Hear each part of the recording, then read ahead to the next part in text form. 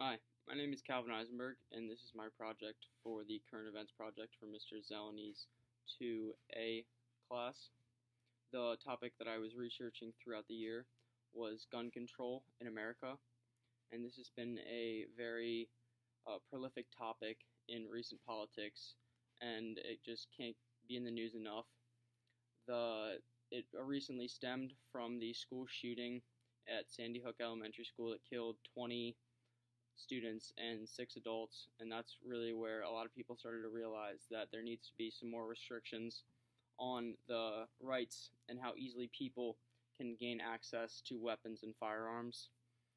Many people, such as the victims' families, really started to go out into the media and call for stricter gun control. And then there was the bounce back of that, like the NRA going out and saying that that would be infringing on the Second Amendment and that the government would be taking away our rights. So throughout the year I learned a lot about who's who in the arguments and what their arguments are and what should really be done about this issue. Although the topic of gun control has been going on for quite some time, I believe that it first started really picking up headway in the news when a man in July 2012 went to a Colorado movie theater at a midnight screening of a movie and shot up the crowd, killing 12 and injuring 70 others. And this really brought attention to the fact that a man this mentally ill was able to gain access to firearms. Then, of course, comes the day of infamy in late December 2012, where a man walked into a Newtown, Connecticut elementary school and killed 20 innocent elementary schoolers and 6 teachers. This brought a lot of attention to the topic, and people were wondering how could a man this mentally ill gain access to firearms and cause this much damage. And I believe without this horrible event, this wouldn't really be as big as a topic as it is right now in politics, and this is the main factor that influenced people to start calling for stricter gun control.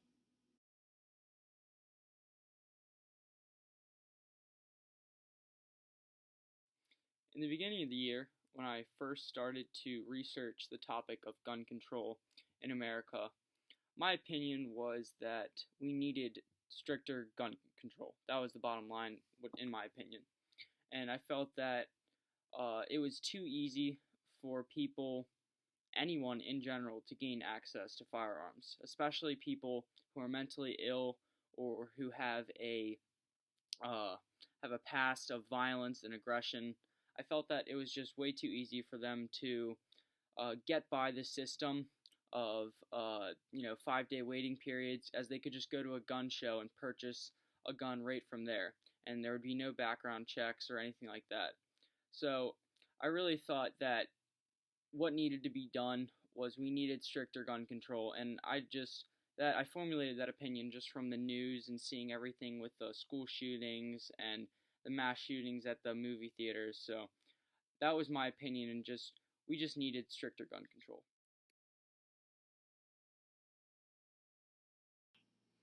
Throughout the research that I did over the course of the year, I learned a lot that I didn't know at the beginning of the year.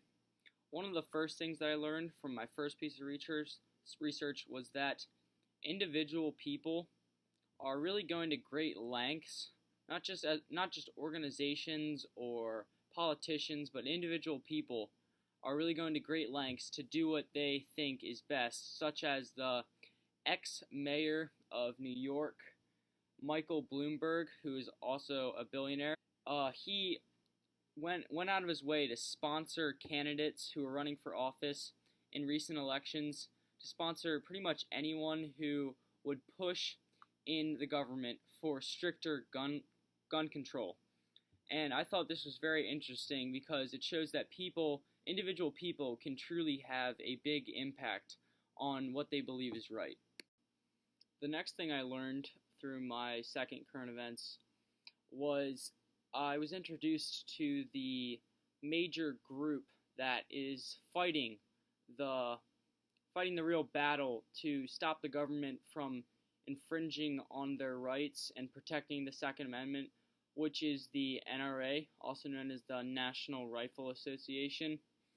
And when I first learned of them, they were battling in Pennsylvania, and they were trying to fight a law that the Pennsylvania state was trying to pass in court, and they really fought it, and they actually won it because they just have so much power politically, because a lot of Republicans and powerful Republicans back them. So they truly are a powerful and probably the most powerful group that is in opposition to this restriction of their rights. For my third piece of research, I focus solely on the topic of school shootings. And as I've already mentioned it, the one that we know the most is the Sandy Hook Elementary School shooting, but that was not the deadliest, and the deadliest actually happened back in 2007, which isn't that long ago, and where a Virginia Tech school student shot and killed 32 and wounded 17 others on the Virginia Tech campus. And a lot of people, this did start people thinking about gun rights, but it really didn't have as big of an impact as you would have thought it would have.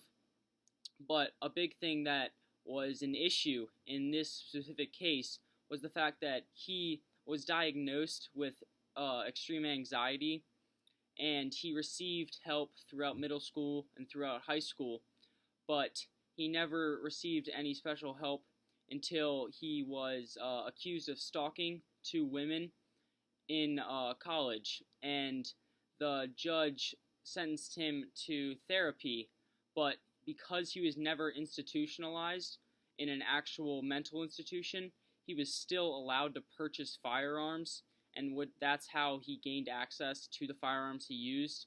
And this really got people upset, in the fact that a person that was mentally ill and was diagnosed mentally ill by the government was still able to purchase firearms. When the CEO of the NRA was asked how you should address the current school shootings and mass shootings, and why that people, regular civilians, should be allowed to have automatic weapons, high-capacity magazines, and semi-automatic weapons, he says that the solution would be to put armed bodyguards in schools. More guns. He wants more guns in schools. And in the interview, an ad is shown where it describes how the president's kids have bodyguards, but the general public schools do not have bodyguards. A couple of weeks ago, the NRA started running an ad that created a great deal of controversy. Here's a clip. Are the president's kids more important than yours? And why is he skeptical about putting armed security in our schools when his kids are protected by armed guards at their school? Mr. LaPierre, do you regret putting up that ad? The point of that ad was this. It wasn't picking on the president's kids. It mentions them. The president's kids are safe, and we're all thankful for it. The point of that They also ad... face a threat that most children do not face. Tell that to the people in Newtown. Tell that to the people... Do you really think that the president's children are the same kind of target as every school child in America? I think that's ridiculous, and you know it, sir. Unfortunately, I think there are parents all over the school that think, all over the country, that think their kids are entitled to the same amount of protection when they go to school, and they want their So they kids should to have be safe. Secret Service? No, but what they should have is police officers or certified armed security in those schools to keep people safe. If something happens, the police time is, despite all their good intentions, is 15 to 20 minutes. It's too long. It's not going to help those kids. Certified armed security in schools, just like having... But that isn't going to protect them in the shopping mall, in the movie theater, on the street. I mean, which is why we need to do everything else I'm talking about. Let's enforce the federal gun laws, which we do not need to do now, against gangs with guns, felons with guns. My gosh, in the shadow of where we're sitting right now, gangs are out there in Washington, D.C. You can buy drugs, you can buy guns. They are trafficking in 18-year-old girls. I understand there are lots of problems out there, and this isn't going to solve all of them. Our government is letting them. But you can't say that, first of all, the gangs don't commit the mass murders. Adam Lanza wasn't a member of a gang. James Holmes was not a member of a gang. One of the points of that ad that I want to ask you about is you made it a class argument. The rich, the elite, Sure. They have bodyguards. Sure. They have security. Sure. And Mayor Bloomberg has it. Mayor Bloomberg has bodyguards. I'll tell you somebody else who has security. You do. Sometimes we've had On Capitol Hill you have security. You talk about Today you have security. Yeah, but you talk about hypocrisy right on the open. We've had all kinds of threats come. Does that make you an elite, an out-of-touch elite because you have security? I don't deny anybody the right to security when they need it. What I'm saying is, it is ridiculous, Chris, for all the elites and all the powerful and privileged, the titans of industry, to send their kids to schools where there's armed security, to have access to semi-automatic technology, to have access First of all, I don't know anybody who has armed. I don't know anybody elites who send their kids. My children went to the same school that the Obama children went to many years ago.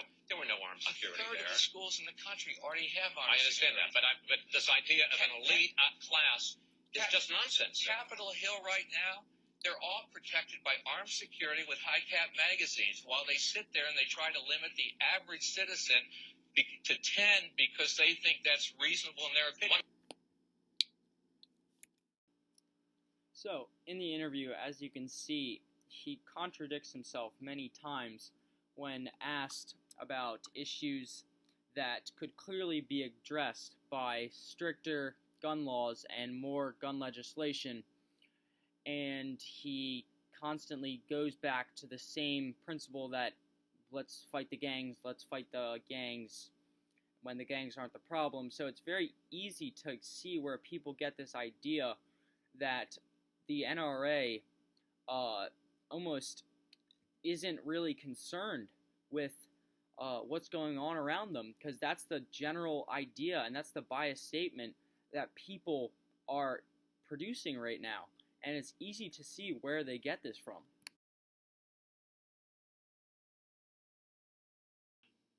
My fourth piece of research focused on the ban on automatic weapons, and specifically I looked at a case in Connecticut, and Connecticut has the strictest ban on automatic assault rifles in the entire country, and a branch of the NRA tried to challenge it in court, and they tried to overturn it, but the court system ruled that it would be kept in place.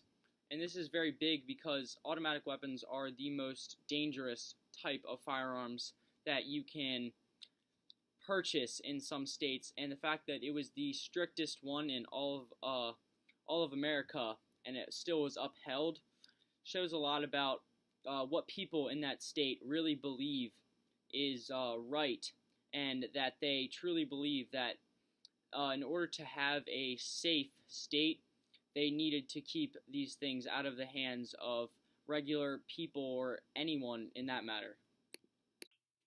My final piece of research was specifically right here in Maryland, and it had to do with the recent elections in which Governor Hogan was elected, how that affects really the gun rights and the gun legislation in Maryland, because Hogan is a public and very pronounced supporter of the NRA. And this article talks about how, because of this, the NRA now have a footing in Maryland, and how they're going to try to push their agenda and try to really get some, because Maryland does have extremely strict gun laws, and they are definitely going to try and fight that. And I think that's very important to us as we do live in Maryland, and because this is such a prolific topic in news, I think it's very important to know that there will be changes coming to our gun laws in Maryland.